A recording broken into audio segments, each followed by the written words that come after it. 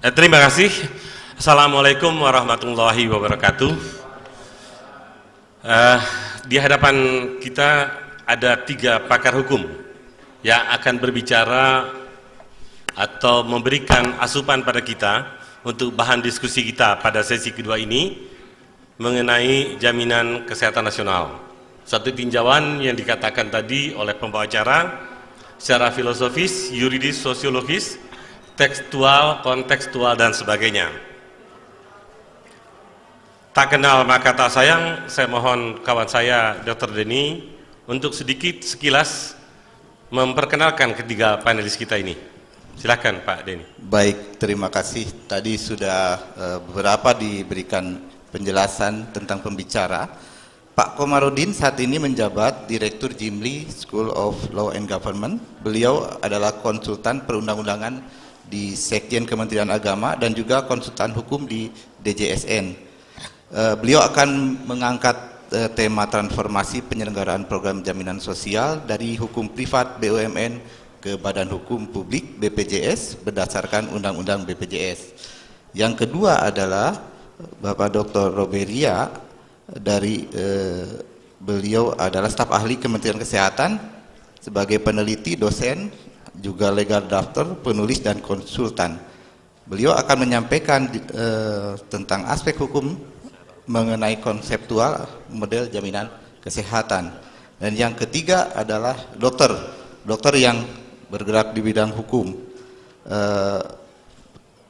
dosen kesehatan, dan beliau adalah Vice President dari World Association for Medical Law dan Komisioner dari Kompolnas RI. Akan mengangkat isu mengenai analisis hukum atas nama jaminan kesehatan nasional. Bapak sekalian, punya waktu sekitar 5-7 menit untuk menyampaikan presentasinya karena sudah dibuat juga. Kalau bisa lebih pendek dari itu terima kasih, dan waktu kita akan lebih banyak pada diskusi dengan para peserta. Kemudian waktu kita Pak Faik hanya sampai jam 12:04 karena tadi kita telatnya 45 menit. Dipersilahkan Pak Faik. Para panelis, dari tadi pagi kita bicara mengenai JKN ini, ternyata banyak yang menyinggung aspek regulasi. Nah sekarang aspek regulasi harusnya lagi dipertajam. Seperti sebelum saya bicara tadi, belum naik ke panggung ini, saya bicara sama Pak Dr. Nasir tadi, harus kita jelaskan betul-betul Pak Dr. Nasir. Ini adalah materi pembahasan yang nanti akan memberikan masukan kepada regulator bagaimana mengatur jaminan kesehatan nasional ini. Kita sepakat tadi katanya, yang pertama akan bicara Pak Komarudin, yang kedua Pak Nasir, yang ketiga Pak Roberia. Ada sedikit kekeliruan, tadi saya dibisiki sama Dr. Roberia, dia bukan staf ahli tetapi doakan jadi staf ahli Menkes katanya. Terima kasih, silakan Pak Komarudin.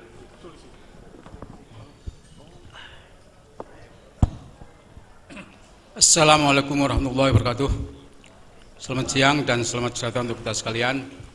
Bapak Ibu yang sekalian yang saya hormati, terima kasih Bapak Moderator, dan terima kasih Bapak Ibu sekalian atas perhatiannya untuk mengikuti paparan mengenai transformasi penyelenggaraan jaminan sosial kesehatan maksudnya berdasarkan Undang-Undang SCSN dan Undang-Undang BPJS.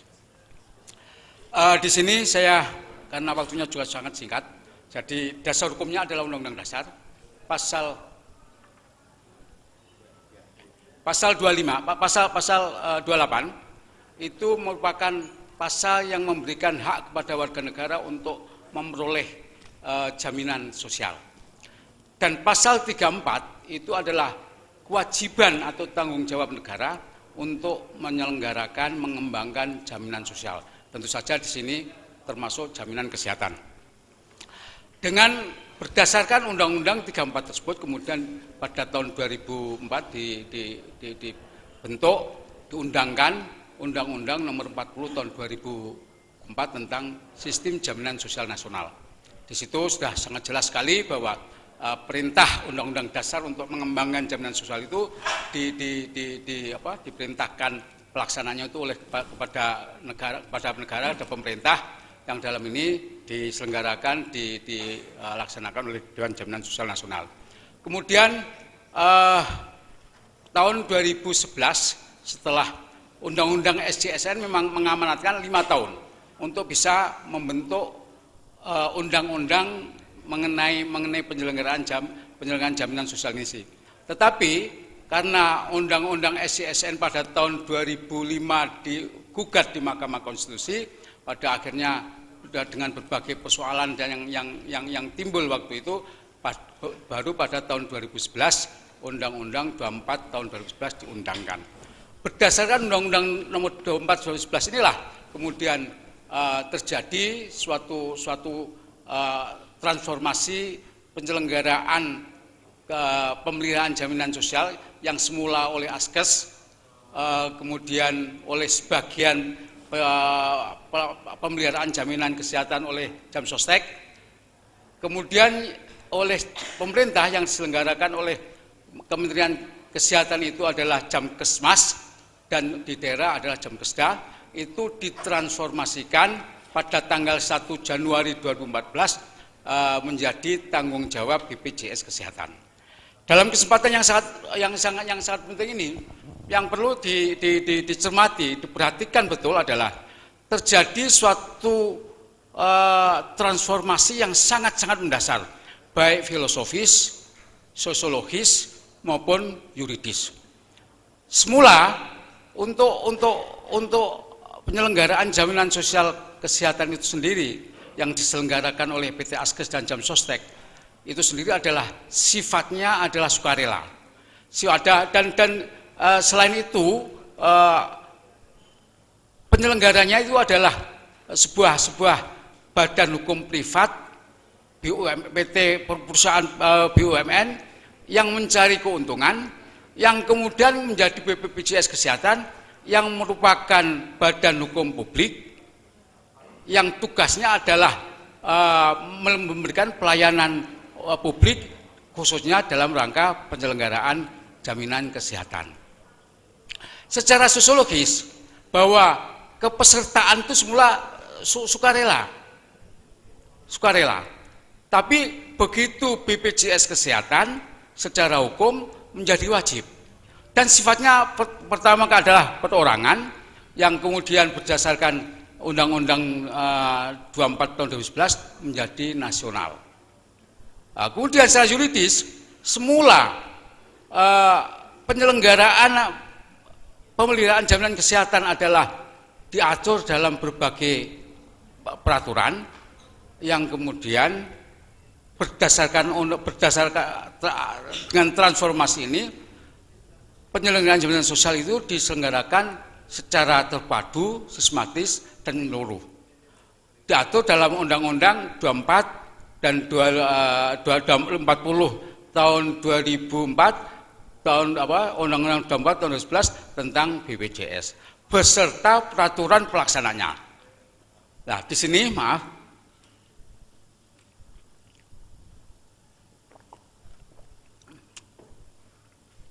di sini ketika penyelenggaraan jaminan kesehatan itu diselenggarakan mulai beroperasi PT BPJS Kesehatan itu 1 Januari 2014, dasar hukumnya di samping Undang-Undang 240 dan 24 tadi itu adalah semua peraturan pelaksanaannya, yaitu peraturan pemerintah nomor 82 mengenai nomor 101 tahun 2012 tentang pemberi bantuan iuran, penerima bantuan iuran, Undang PP 82 mengenai penahapan, PP sampai ada 9 PP yang menjadi dasar hukum itu sendiri. Dan yang paling penting di dalam rangka penyelenggaraan ini yang mesti harus disimak betul adalah PP 87 tahun 2013 tentang pengelolaan aset jaminan kesehatan. Karena PP peraturan pemerintah 87 inilah yang menjadi jantung dari pengelolaan jaminan kesehatan itu oleh BPJS Kesehatan. Mulai dari sumber dana sampai penggunaannya, sampai bagaimana liabilitas itu diatur dengan baik dalam peraturan pemerintah nomor 87. Selain itu ada peraturan presiden nomor 111 tahun 2011 tentang perubahan Undang-Undang nomor 12 tahun 2013 mengenai jaminan kesehatan. Jadi untuk penyelenggaraan jaminan kesehatan itu diatur dalam Undang-Undang nomor 12 tahun 2013 tentang jaminan kesehatan, karena sebelum berlaku Perpres, Pak. Perpres 12 tahun 13 itu mengenai jaminan kesehatan. Kemudian diubah dengan peraturan presiden nomor 111 tahun 2013 tentang perubahan jaminan kesehatan itu sendiri. Dari berbagai peraturan pelaksanaan, ada dua peraturan pemerintah yang dengan berlakunya undang-undang BPJS dan peraturan pemerintah itu sendiri ada yang harus disinkronkan, yaitu ada PP 668 yang kemudian dicabut, kemudian ada dua PP yang dicabut karena tidak sinkron, karena ketika itu masih berlaku bisa tumpang tindih pelaksanaannya.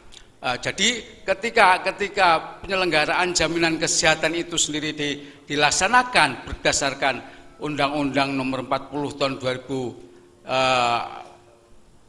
dan Undang-Undang nomor 24 tahun 2011 beserta peraturan pelaksanaannya, itu menurut saya penyelenggaraan jaminan kesehatan secara regulatif sudah cukup kuat sebagai mempunyai dasar hukum untuk penyelenggaraannya. Waktunya 1 menit lagi, Pak. Baik.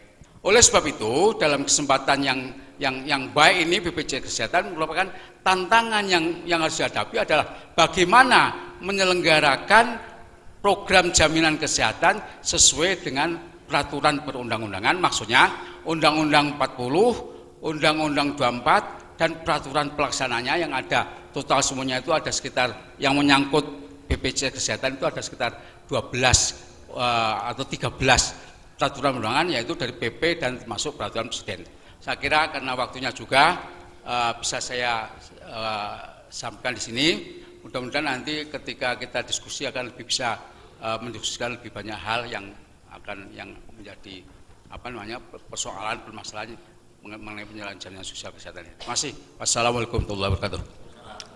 Terima kasih Pak Komarudin. Kalau dari apa yang dipaparkan pasti banyak timbul pertanyaan dalam benak kita. Tolong catat dulu, nanti kita diskusikan bersama panelis yang lain. Silahkan untuk yang kedua, Pak Nasir. Ya, terima kasih. Assalamualaikum warahmatullahi wabarakatuh. Slide please. Saudara, hari ini saya minta maaf, moderator saya mendekati. Sebetulnya berisiko untuk saya berdiri karena kelihatan botak saya. Saudara, istilah saya akan membicarakan mengenai jaminan kesehatan nasional. Kalau buat saudara lihat, JKN itu muncul untuk pertama kali dalam peta jalan JKN 2012-2019 yang saya kira penulis utamanya ada di ruangan ini. Itu merupakan konsensus. Saya baca dalam urut huruf P halaman 16 sebagai konsensus nama yang digunakan untuk program jaminan kesehatan sesuai Undang-Undang nomor 40 dan Undang-Undang BPJS. Tidak diterangkan latar belakang yang akurat mengapa ada pilihan nama jaminan kesehatan nasional. Tapi saya melihat pada pasal 4 Undang-Undang BPJS itu menyebut bahwa ini adalah wajib, program wajib jaminan kesehatan nasional. Yang disebut wajib itu adalah jaminan kesehatan, bukan jaminan kesehatan nasional. Tidak pernah ada kata nasional dalam undang-undang. Tidak ada keterangan payung bahwa jaminan kesehatan itu, payung hukum maksudnya, tidak ada jaminan atau dasar peraturan perundangan yang mengatakan bahwa jaminan kesehatan itu sama dengan JKN. Bila istilah JKN dipakai, maka wajib calon peserta yang seharusnya seluruh calon peserta bersifat wajib. Tetapi kalau dipakai jaminan kesehatan nasional menjadi tidak wajib karena mereka dapat berkredit untuk tidak mengikuti JKN dan karena merasa tidak melanggar undang-undang. Demikian pula bila pemberi kerja tidak mengikuti JKN, maka tidak dapat dikenakan sanksi pidana sesuai pasal 55. Saudara, pasal 19 dari undang-undang yang sama menyebut jaminan kesehatan dalam SDSN diselenggarakan secara nasional berdasarkan prinsip asuransi sosial dan prinsip ekuitas. Makna nasional sangat kuat sehingga tidak perlu lagi ditambah-tambah kata nasional. Jadi saya mencoba untuk membahas JKN ini dalam tinjauan strategis menurut pandangan pendapat saya bahwa ini harus diperjelas. Apakah ini program JKN ini, apakah ini sistem atau ini kelembagaan? Seberapa besar JKN berpotensi tumpang tindih dengan BPJS atau mengambil alih tugas fungsi hak dan kewenangan BPJS seperti yang sudah kita saksikan beberapa waktu yang lalu. Bagaimana mengatur koordinasi dengan BPJS? Ini juga pertanyaan yang perlu dijawab. Sangat berbahaya ini bila bermuatan politis untuk sekadar menyenang hatikan Presiden SBY. Tinjauan filosofis, JKN tidak membawa tugas fungsi dan kewenangan baru, bisa dibaca di mana saja. Saudara, JKN tidak mengusung tujuan spesifik selain tujuan yang sudah ada pada undang-undang SJSN maupun BPJS. JKN tidak mengintroduksi sebuah pendekatan, metode atau fenomena baru. Juga, ibu bapak sekalian, ketiga hal di atas cukup.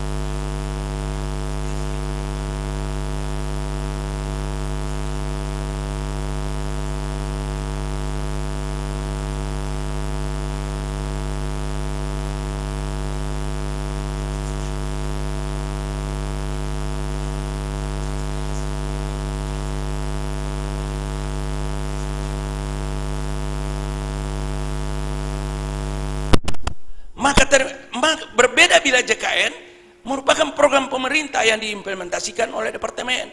Sehingga terminologi seperti ini menurut saya, terminologi JKN itu dianggap sama dengan terminologi jam Kesmas, jam Persal dan lain-lain. Saya kira ini, menurut saya, ini melanggar sebuah kesepakatan nasional. Saya kira itu aja, tapi pada prinsipnya saya setuju dengan pembicara pertama, Prof. Kamarudin, bahwa sebetulnya peraturan perundangan yang sudah ada, yang termuat dalam dua undang-undang ini, ditambah dengan satu Perpres nomor 12 tahun 2013 sudah cukup untuk memayungi pekerjaan ini. Terima kasih. Berikan aplaus untuk Pak Nasir. Terima kasih Pak Nasir. Kita catat untuk bahan diskusi nanti. Kami persilakan Dr. Roberia. Silakan.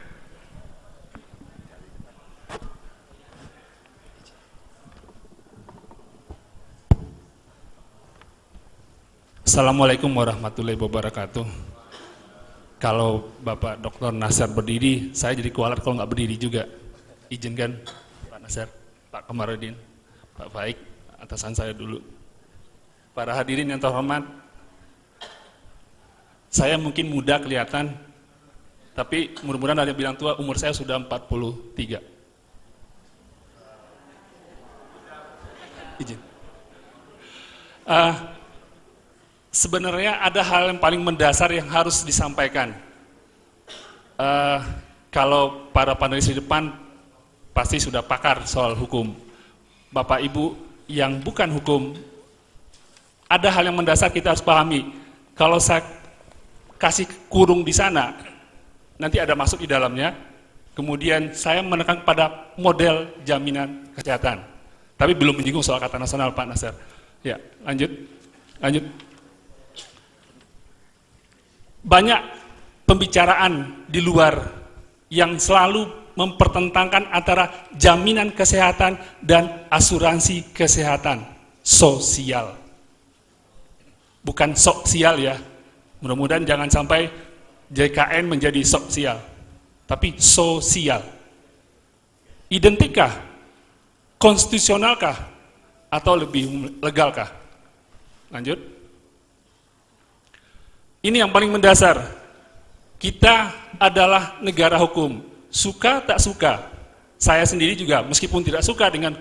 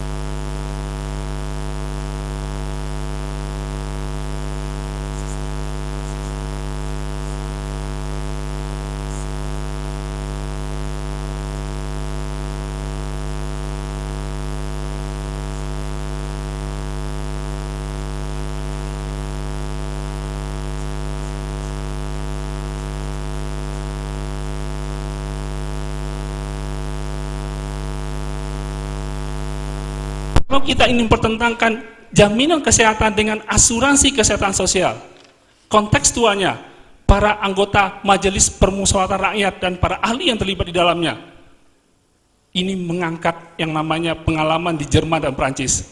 Itu adalah dua negara yang Jerman pertama kali dianggap sebagai Der Welfare modern. Tahun 1881 kanselir. Oh, iya. Lanjut, silakan. Lanjut. Terakhir, ya.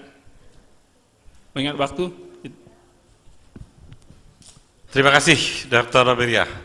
Kita telah dengarkan sama-sama. Inti kesamaannya ada, perbedaannya juga ada.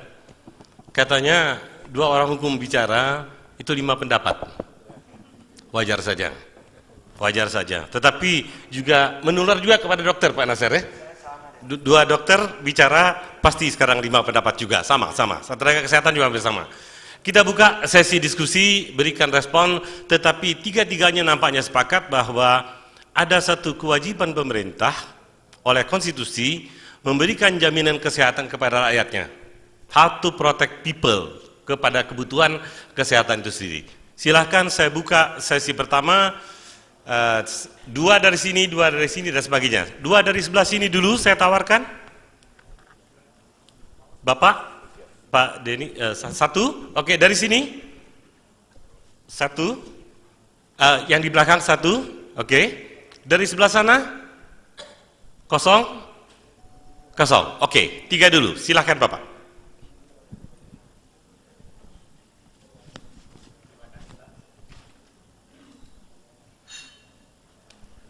Tolong sebut nama Pak.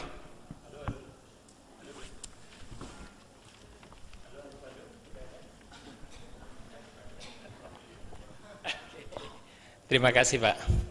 Nama saya Pujianto dari FKM UI. Sebetulnya saya agak enggan menyampaikan hal ini karena menyangkut tentang uang ya. Tapi kemarin kami bicarakan dalam perjalanan dari Jakarta ke sini untuk menghindari fitnah lah. Ada rumors tentang gaji ya Pak ya, gaji para direksi. Saya sampai pada kesimpulan bahwa karena ini adalah badan hukum publik, ya saya kira tidak masalah untuk dibuka. Karena kan ini ada keluhan dari para tenaga medis nih, BPJS banyak pekerjaan, jasa mediknya sedikit gitu. Ya karena diantaranya ada ketimpangan dari direksi. Ini masih rumor, saya sendiri nggak tahu berapa. Hemat saya karena ini badan hukum publik tidak ada salahnya dibuka ya. Kita tahu berapa gaji presiden kita kan? Nah gaji presiden kita tahu, gaji anggota DPR tahu karena ini badan hukum publik. Jadi yang menentukan tentu bukan dirinya sendiri. Mestinya baru saja kita mendengar praktek terbaik dari penentuan gaji ini adalah Presiden Obama. Dia menentukan gaji, kenaikan gaji untuk semua kabinet hanya 1 berlaku mulai sekarang kecuali gaji presiden, berlakunya nanti ketika presiden baru. Saya kira ini praktek terbaik. Hemat saya mungkin himbauan kepada para penyusun regulasi ya itu dibuat publik saja Pak, agar tidak timbul fitnah. Itu saja. Terima kasih Pak. Ya, itu selalu menjadi isu sentral Pak. Jadi rasanya badan hukum publik transparansi. Silakan yang kedua.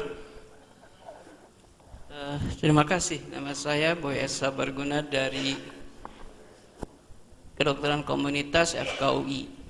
Yang ini saya tanyakan, kalau kita sebagai pasien merasa tidak puas atau dirugikan, itu kita harus menuntut ke siapa?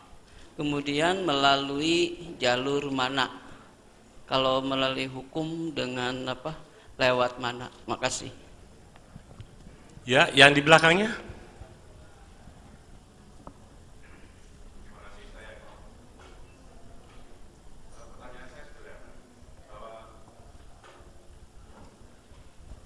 Baik, saya Eko dari Telkom. Pertanyaan saya sederhana, dari Telkom, Yayasan Kesehatan Telkom. Kalau tadi disampaikan bahwa sistem jaminan sosial nasional itu diberikan kepada seluruh rakyat Indonesia. Tetapi faktanya situ hanya diatur untuk kelas 1, 2, 3 yang nilainya sangat kecil menurut saya bagi kalangan yang mampu. Nah, apakah kalangan mampu itu dianggap tidak proporsional diatur, misalnya dengan disediakan kelas VIP, sehingga saat ini mereka yang mampu melakukan pembayaran itu tidak kemungkinan besar Jerry tidak ikut karena dia akan memanfaatkan out of the pocket. Barangkali apakah aspek hukum bisa menjawab ini? Terima kasih. Oke, kita minta dulu, kita mulai dari Pak Komarudin, silahkan Pak Komarudin, respon.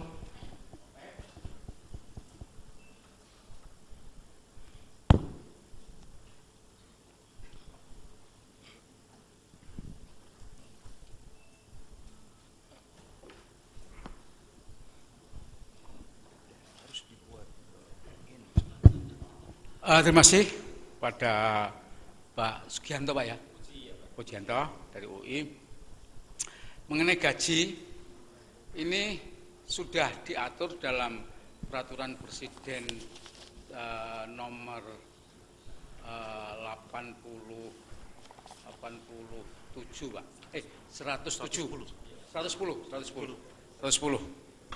tahun 2013. Itu tapi memang dalam Perpres itu sendiri pada akhirnya disepakati tidak muncul angka, tapi rumusan, formulasinya, yang kemudian itu yang disepakati. Lah formula itu sendiri kemudian nanti yang akan menyusun berapa besarannya itu diserahkan kepada BPJS. Dan untuk komponen-komponen fasilitas tambahan dan insentif itu yang semula komponennya itu sangat banyak sekali dalam pembahasan pembahasan di tingkat antar PAK, panitia antar kementerian dan termasuk organisasinya itu kemudian banyak disesuaikan dengan kondisi yang ada sekarang. Berapa jumlahnya pada saat ini? Terakhir saya ketemu sama Dewan Pengawas dan Direksi BPJS itu disampaikan secara terbuka di forum diskusi begitu, untuk paling tidak untuk tahun ini, untuk pertama kali Direksi sesuai dengan gaji PT Askes. Jadi tidak ada penambahan atau pengurangan. Jadi tetap sama dengan yang sekarang ini. Itu yang pertama. Kemudian yang dari komunitas tadi ya, dari program kedokteran UI ya. Mengenai masalah kalau ada pasien yang dirugikan, bagaimana? Itu dalam ada dua peraturan presiden, Pak. Peraturan presiden mengenai peraturan pemerintah maksudnya. Peraturan pemerintah mengenai sanksi administratif bagi kepada yang diberikan kepada pemberi kerja dan orang lain selain pemberi kerja dan sebagainya, itu kalau melanggar dia tidak mendaftarkan secara bertahap mengenai pekerjaannya. Kemudian memberikan data-data yang tidak sesuai dengan fakta yang ada. Begitu juga perorangan setiap orang itu sendiri. Itu di samping itu ada peraturan pemerintah itu sendiri, ada peraturan pemerintah yang mengatur mengenai pemberian sanksi administratif kepada Dewan Pengawas dan Direksi apabila dia melanggar beberapa ketentuan. Selain itu, di dalam Perpres 12 tahun 2013 yang kemudian diubah dengan Perpres nomor 111 tahun 2013 itu diatur dengan baik mengenai bagaimana kalau ternyata terdapat pelayanan kesehatan yang tidak sesuai dengan peraturan yang ada. Itu ada pengawas eksternal. Pengawasan itu dilakukan secara internal dan eksternal. Yang internal itu memang oleh Dewan Pengawas di BPJS itu sendiri, tapi eksternal itu oleh Dewan Jaminan Sosial Nasional, kemudian OJK dan termasuk BPK. Ketika terkait dengan ada klien yang tidak memperoleh pelayanan yang baik dan harus menuntut, itu bisa disampaikan terutama sekali karena itu menyangkut kinerja, bisa ke Dewan Pengawas, bisa juga ke Dewan Jaminan Sosial Nasional yang sebagai pengawas independen itu yang eksternal itu sendiri. Kemudian di Dewan Pengawas itu sendiri ada forum, ada tim panel yang akan melakukan pemeriksaan terhadap pengaduan-pengaduan atau laporan atau hasil pengawasan yang sudah disampaikan ke DJSN, kemudian diperiksa.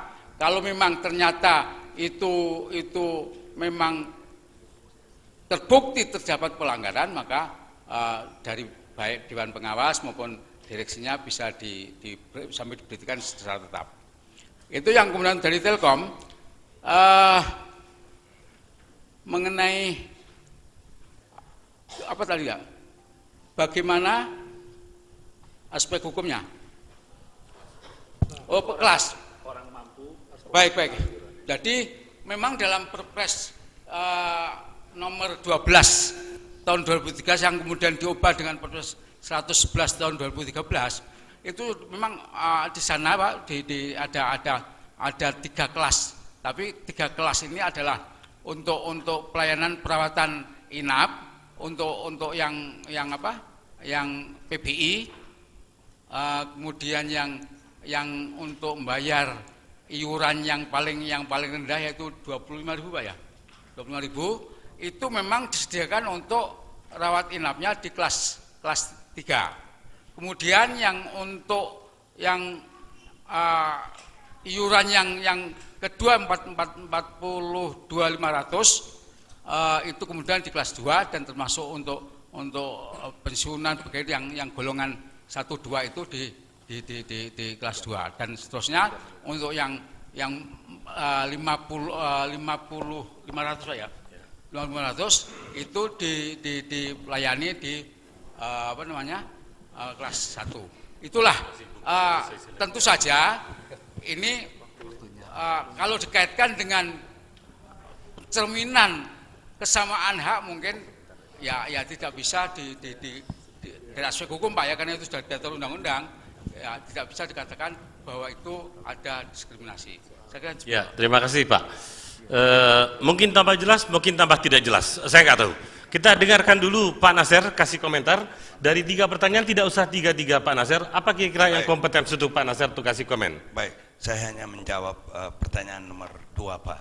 Karena pertanyaan pertama dan ketiga mohon maaf di luar kompetensi saya. Pertanyaan nomor 2 ini bagaimana penyelesaian sengketa atas pengaduan yang diberikan oleh peserta BPJS. Saya mencoba Pak membacakan pada Bapak, penyelesaian pengaduan itu sebetulnya diatur dalam undang-undang BPJS pasal 46 dan pasal 48, 49, 50. Kemudian juga dirinci kembali dalam Perpres nomor 12 tahun 2011 itu dalam pasal 46. Sebagian diantaranya saya akan bacakan pada Bapak yang secara garis besar saja, bahwa pada pasal 48 di ayat 1 disebut bahwa BPS wajib membentuk unit pengendali mutu pelayanan dan penanganan pengaduan peserta.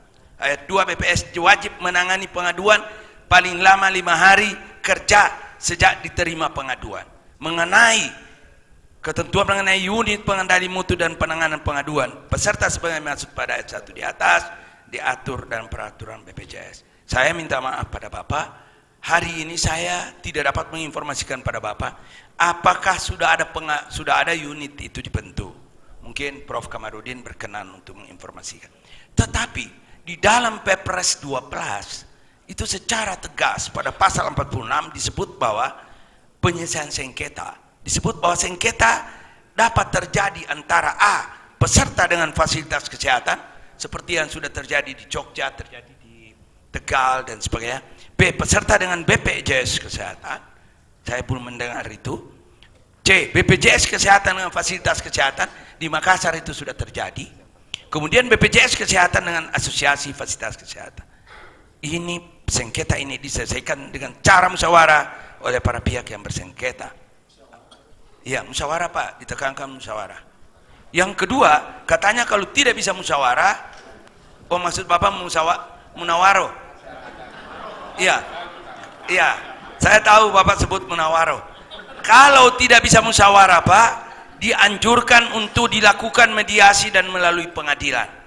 Ini ada disebut mediasi. Dan saya pikir Anda buru-buru sekolah mediasi, karena ini akan banyak ini kasus.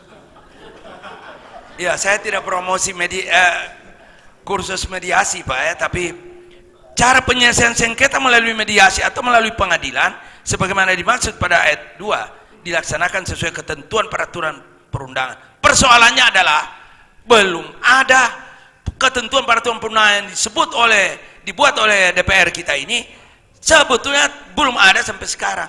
Peraturan mediasi ini di Republik ini hanya diatur dalam satu undang-undang nomor 6 tahun 1996 tentang itu adalah, maaf saya lupa nama undang-undangnya, pasal 6 ya, penyelesaian alternatif ya, ADR itu pasal 6, hanya ada satu pasal, tetapi itu untuk hukum bisnis Pak, sengketa bisnis, bukan untuk ini.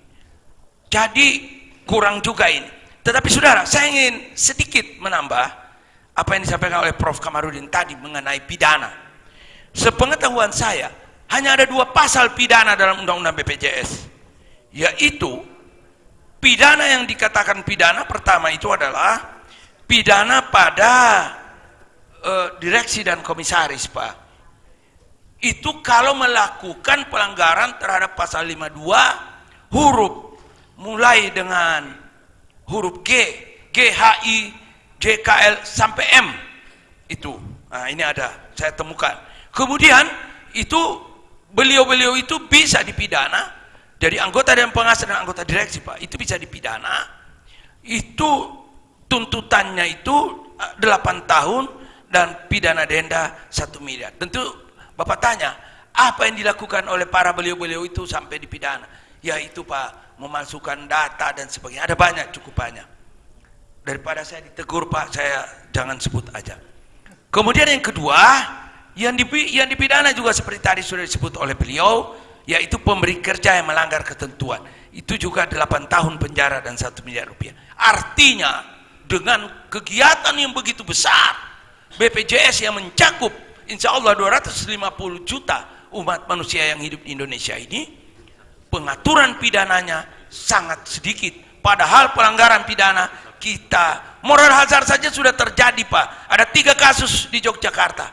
Yang pertama, dokter harus menulis diagnosa yang bukan diagnosanya agar pembayarannya lebih banyak. Yang kedua, dokter disuruh untuk rumah sakit mengatakan tidak, sudah penuh tempat tidur, padahal baru 2 orang BPJS yang ada di situ.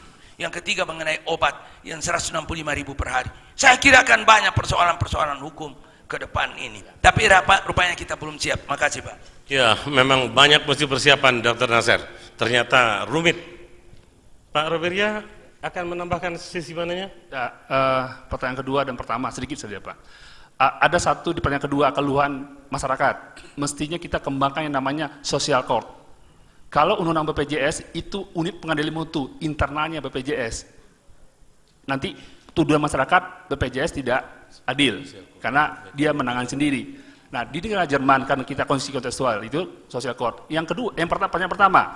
Untuk pertama, saya setuju itu dipublikasi nominal gaji. Kenapa lembaga publik yang lain di dalam peraturan regulasinya dinyatakan angka, kenapa untuk BPJS tidak? Padahal Askes sudah bertransformasi menjadi BPJS publik. Kalau saya pribadi, angka harus dicantumkan di dalam regulasi seperti lembaga yang lain yang publik juga. Demikian.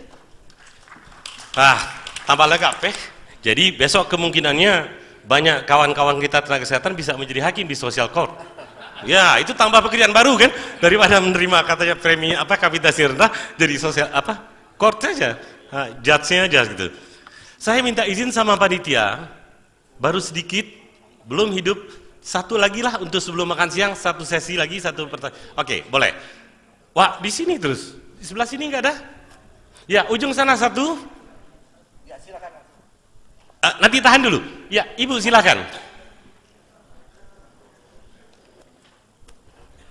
Kalau bisa ditujukan kepada siapa Bu? Yang Ibu tertarik dari 3 pembicara ini tadi. Oke, Assalamualaikum, nama saya Masita, saya dari FKM UI. Mungkin saya langsung ke Pak Pak Roberia ya.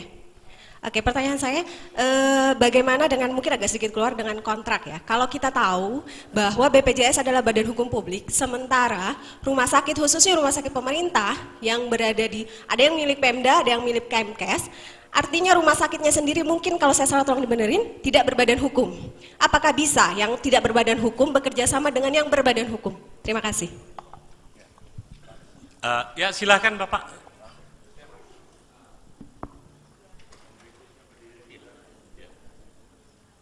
Saya dari industri Pak, dari Tempo. Yang berikutnya siapa yang mau bicara? Silakan di belakangnya supaya lebih cepat nanti. Ya, ada 2 pertanyaan Pak. Ya, silakan kepada Pak Nasir. Tadi Bapak cerita soal merger antara Askes sama BPJS Pak.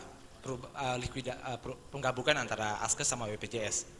Pertanyaan saya Pak, kewajiban Askes sampai hari ini itu masih ada yang outstanding. Lalu kemudian dengan adanya perpanjangan di PHU yang juga diinisiasi oleh Askes, tentu akan ada perpanjangan dari kewajiban-kewajiban yang outstanding tersebut. Pertanyaannya adalah apakah ada dasar hukum yang mengatakan bahwa kewajiban Askes tersebut yang sudah notabene sekarang organisasinya sudah hilang bisa pindah ke BPJS? Itu pertama. Yang kedua, kami di industri itu suplai obatnya Pak, tanda tangannya dengan LKPP, LKPP Lembaga Kebijaksanaan Pengadaan Pemerintah gitu ya. Sementara tadi kalau Bapak bilang soal BPJS kalau nggak perform dan segala macam, kita bisa sue ke BPJS. Tapi kalau industri tidak supply ke institusi BPJS, kita kayaknya nggak inline Pak, karena kita kontraknya sama LKPP.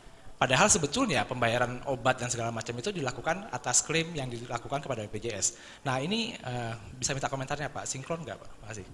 Silakan satu lagi. Ya, makasih Pak. Saya Dennis Simon dari Universitas Andalas Pak. Universitas Andalas. Pertanyaan saya sederhana saja, ini mungkin kepada Bapak yang hukum dan pengelola BPJS barangkali, karena kata-katanya wajib.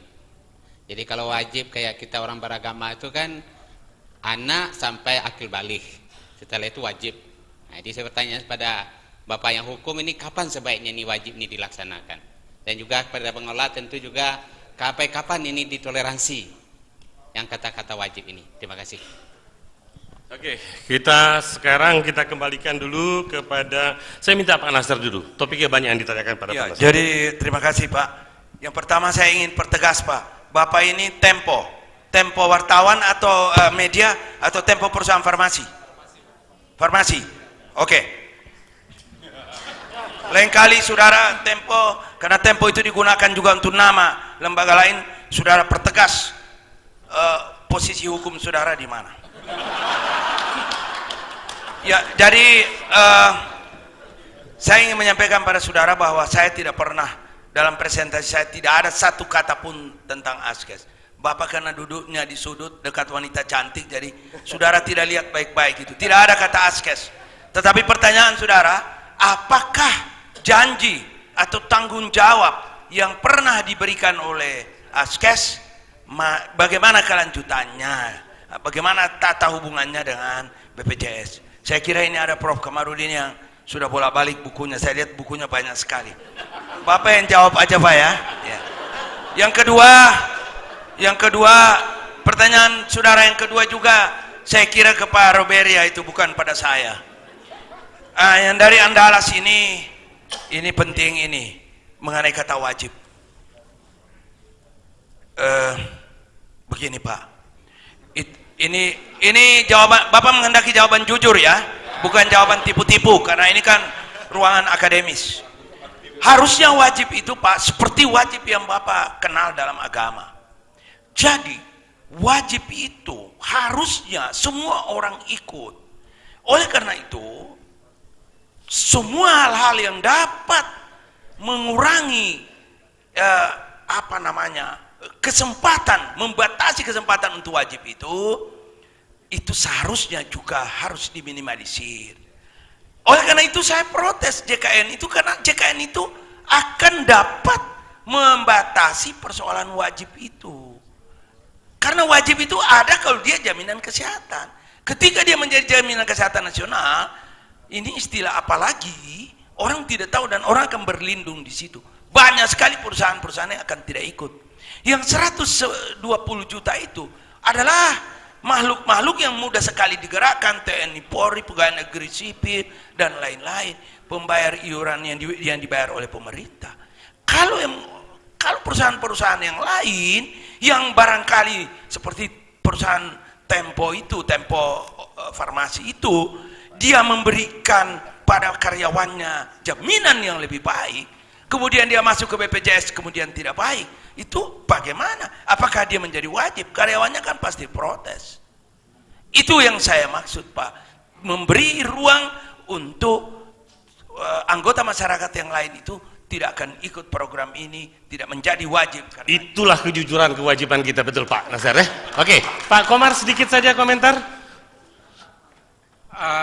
Barangkali perlu saya jelaskan bahwa pertanyaan yang pertama tadi itu mengenai masalah merger ya, penggabungan antara PT Askes dan BPJS Kesehatan itu berdasarkan pasal 60 Pak. Itu ketika per 1 Januari 2003 BPJS beroperasi, PT Askes bubar tanpa likuidasi. Semua hak dan kewajiban itu beralih menjadi hak dan kewajiban BPJS. Aset dan liabilitiesnya pindah kepada BPJS. Ya, itu termasuk tanggung jawab. Jadi kalau masih ada tagihan sekarang silahkan tagihkan ke BPJS terus. Ya, itu biar informasi terbuka, transparan kita kan. Oke, itu Pak yang dimaksudkan Bapak. Ya. Pasal 60 tadi. 60. Ya, oke. Oke, Pak. Clear. Dari Pak Robiria tadi pernyataan Bu Masita tadi? Ya, dari Bu Masita FKM, sebenarnya sederhana Bu Masita, rumah sakit pemerintah itu bukan tidak berbadan hukum. Dia dinamakan badan hukum publik. Kalau mau dicari seperti kayak swasta punya kertas badan hukum, untuk pemerintah nanti cari aja penetapan pendirian rumah sakit pemerintah baik pusat maupun daerah, itulah badan hukumnya. Itu, nah artinya apa? Kontrak antara badan hukum dengan badan hukum rumah sakit pemerintah sah. Itu. Ya. Oh ya, nambahkan Pak baik. Ya, pertanyaan silakan. wajib dari UNAN. Wajib itu nanti paling lambat 1 Januari 2019 menurut undang-undang itu sudah dinyatakan semuanya. Kapannya itu kalau pertanyaan wajib kapannya 1 Januari 2019 semua. Ya, nanti tentunya disesuaikan dengan peraturan-peraturan yang baru kan gitu kan. Pasti akan ada peraturan-peraturan Kecuali yang baru. anggota Ya. MPR baru Ya. merubah semua Oke. dasar hukumnya. Lagi. Baik. Dari tadi pagi topiknya berbeda, tapi aspek regulasi yang tinggi. Ini memanas sedikit, tetapi waktu dihadang untuk makan siang. Daripada kita teruskan bicara perang mulut, berdebat, mendingan kita istirahat dulu. Tetapi beberapa catatan yang bisa saya berikan bahwa berkaitan dengan hukum jaminan kesehatan ini tidak cukup hanya regulasi yang baik. Bagaimana melaksanakan, mengimplementasikan aturan tadi dengan baik. Tadi pertanyaan pertama, keterbukaan, berapa gaji? Itu kan keterbukaan. Informasi mengenai peserta kepesertaan, informasi mengenai provider dan sebagainya. Ini harusnya demikian. Yang kedua, saya akan mencoba menambahkan Pak Nasir, Pak Roberia khususnya ini, ada dua terminologi yang berbeda antara pengaduan dan tuntutan. Pertanyaannya obskur, kita jawab jadi pengaduan. Tetapi Pak Nasir sudah mencoba menjawab antara pengaduan dengan tuntutan, kemungkinan. Kalau pengaduan di dalam sistem program jaminan kesehatan ini, itu nanti ada grievance prosedur. Dalam berapa hari harus ditangani dan harus ada unit pelayanan pengaduan tadi. Tetapi kalau lewat dari situ tidak lain, silahkan somasi. Mau gugat perdata, mau tuntut pidana, asal pasalnya kena, silahkan saja. Tidak dilarang oleh hukum. Semua berkedudukan sama di depan hukum. Apakah memenuhi pasal perbuatan melanggar hukum 1365 KUH Perdata atau 1367 KUH Perdata atau 359, 360 KUHP dan sebagainya, silahkan saja. Itu kalau dari sisi tadi Pak Nasir bacakan, hubungan hukum antara pasien dengan pemberi pelayanan kesehatan, hubungan hukum antara pasien dengan BPJS dan sebagainya. Yang berikutnya, keterbukaan tadi harus transparan, berpihak kepada publik. Hukumnya responsif. Pengaduan tadi harus betul-betul ditangani dengan baik. Akhirnya saya mempunyai suatu kesimpulan yang besar. Hukum yang menata jaminan kesehatan tidak hanya dilihat dari peraturan perundang-undangan yang ada. Perundang-undangan adalah yang utama dan pertama, yang karena bisa kita baca dengan tertulis. Tetapi bagaimana aplikasi hukum administrasi, aplikasi hukum perdata, aplikasi hukum pidana yang tepat diterapkan untuk jaminan kesehatan harusnya dibicarakan secara tegas. Para ahli hukum harusnya membantu memfasilitasi itu. Yang ketiga, sumber hukum yang harus digunakan juga konvensi. Pak Roberia dalam disertasi kemarin ada justifikasi hukum tata negara yang membenarkan adanya jaminan kesehatan. Ini konvensi-konvensi seperti ini menjadi sumber hukum. Perjanjian internasional, kalau kita nggak bisa diobati di sini, di-over keluar bagaimana? Perjanjian internasional menjadi sumber hukum juga. Apakah sifatnya bilateral, regional, dan sebagainya. Itu harus mutlak, absolut, universal, di seluruh dunia demikian. Udah gitu kemajuan iptek. Inasibijis harus dinamis, tidak bisa statis. Kalau harusnya berubah ipteknya, ya harus tarif juga berubah dan sebagainya. Silahkan itu nanti. Terus yang lainnya kita belum ada jurisprudensi, presiden-presiden yang dijadikan putusan hakim yang tetap. Itulah yang menjadi hukum yang berkaitan dengan jaminan kesehatan. Karena waktu, saya dipaksa dari belakang tutup acara ini. Terima kasih responnya. Assalamualaikum warahmatullahi wabarakatuh.